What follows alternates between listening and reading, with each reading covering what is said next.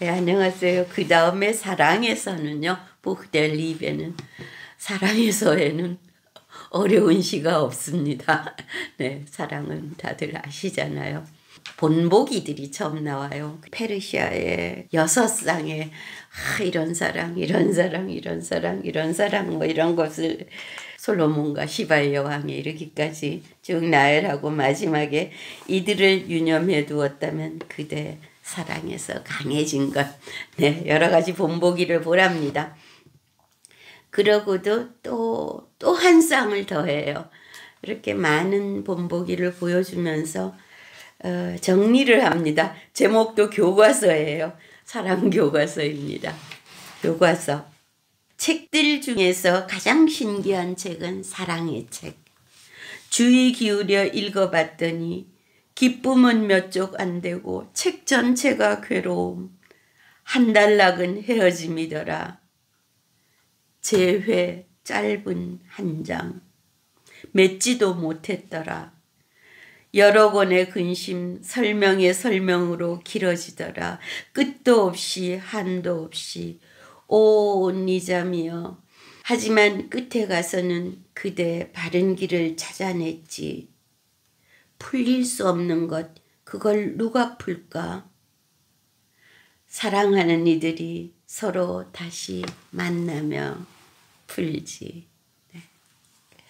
예, 니잠이라는 또 낯선 페르시아 시인의 이름이 나옵니다마는 사랑의 모든 괴로움들, 모든 문제들, 풀릴 수 없는 것, 그걸 누가 풀까?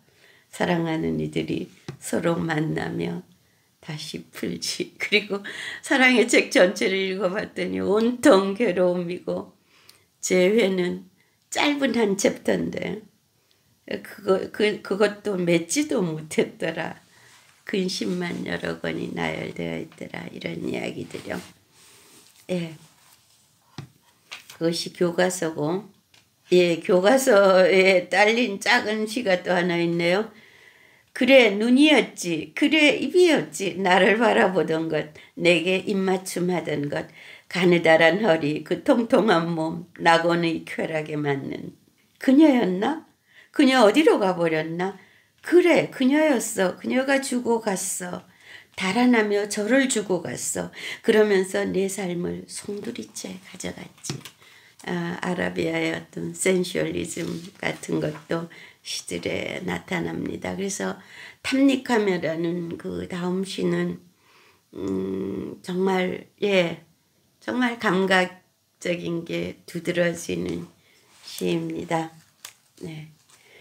탐닉하며 그냥 한번 쓱 읽어보시오. 탐닉하며 곱슬머리 가득해서 머리가 곱슬곱슬 저리 둥근해. 그런 풍성한 머리카락에 손 넣어 두 손 가득 이리저리 쓸어보노라면 마음바닥에서부터 건강해지는 느낌이지.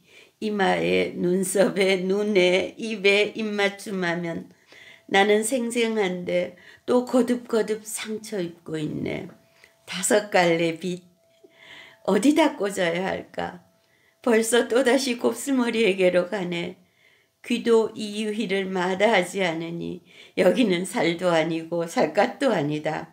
이리 만지작거리기 부드럽고 이리 사랑스럽고 하지만 작은 머리를 늘 어찌 만지작거리든 그런 풍성한 머리카락에는 손 넣어 늘 한정없이 아래 위로 쓰다듬게 되지.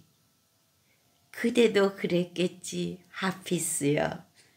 우린 그걸 이제 처음으로 시작한다오. 하피스를 빌려서 아라비아의 어떤 센슈얼리즘을 빌려서 사실은 괴테가 매우 좋아하던 일을 이야기하고 있습니다. 이제 그런 탐닉이 있는가 하면은 신중하게 또 이런 성찰이 있고 또 사랑에는 또 감각적인 순간만 있는 건 아니지요. 또 온갖 것으로 속이 탑니다. 그럴 때 그런 순간에 대해서 신통차는 위로라는 시를 써주네요. 신통차는 위로. 자정에 울었지요. 흐느꼈지요. 당신이 그리워서요. 그때 밤에 유령들이 왔어요. 나는 부끄러웠고요. 밤의 유령들아, 내가 말했죠. 울고불고 하는 나를 너희가 보았구나. 너희 여느 때는 잠자는 이를 지나쳐 가더니 큰 재산을 나는 잃었단다. 나를 나쁘게 생각하지 말아다오. 여느 때는 현명하다 불렀던 나를 큰 화가 닥쳤단다. 그러자 밤의 유령들은 실쭉한 얼굴로 지나갔어요. 내가 현명한지 어리석은지는 전혀 개념하지 않은 채.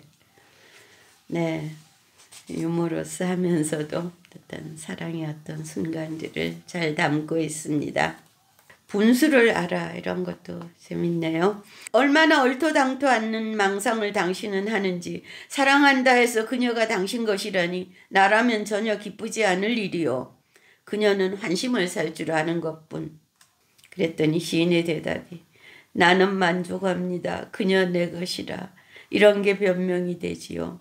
사랑이란 자발적으로 주는 것, 환심을 사려는 것도 섬김이라오. 예, 이러면서 또 여러 가지가 인사가 이어지는데요. 인사에는 후투티라는 새가 나옵니다. 페르시아에서는 사랑의 전령으로 불리우는 새라고 그럽니다. 그래서 후투티야, 서둘러 사랑에게 전해다오. 나 영원히 그녀 것이라고. 너 예전에 솔로몬 왕과 시바의 여왕 사이에서도 중매장이 노릇하지 않았느냐. 뭐 이렇게 조금씩 페르시아와의 연관도 만들어가면서 사랑의 이야기가 많이 나옵니다.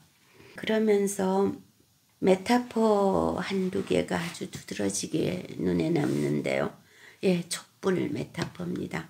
헌신이라는 짧은 시인데요. 촛불을 보고 하는 얘기 같습니다. 너는 사위여 가면서도 그리도 다정하구나. 자신을 소진하면서 그리 곱게 노래하느나. 누가 시인에게 그렇게 말했어요. 그랬더니 시인의 대답이 사랑이 나를 적대시합니다. 고백하고 싶은데요. 난 무거운 마음으로 노래한답니다. 촛불을 한번 보세요. 빛나지요. 사위여 가면서. 또 한편의 짧은 시는 자리 하나를 사랑의 고통이 찾고 있었습니다. 정말 황량하고 고독한 그런 곳을요. 그러다가 황량한 내 마음을 찾아내어 둥지 틀었지요. 그 빈 가슴 속에. 예, 제가 이 시를 낱장으로 써두었더니 어떤 화가가 와서 저기 아름다운 그림을 그려놓고 갔습니다. 정말 사랑을 여러 면모에서 그 다음에는 뭐 어쩔 수 없어서 이런 시도 나오고 비밀이라는 시도 나오고 비밀 중에 비밀이라는 시도 나오고 그래서 전체가 좀 이렇게 한 편의 드라마를 보듯이 사랑의 여러 면모를 살펴볼 수 있는 그런 묶음입니다. 예. 앞권은 교과서였고요. 그리하여 결론은 교과서로 나 있습니다. 네, 그런 편안하고 재미난 시들이 사랑에서 묶여 있습니다. 이 사랑의 테마는 하피스에서도 핵심이었고 괴텍에서도 당연히 핵심이고 사실 거의 모든 시에서 중심 테마입니다.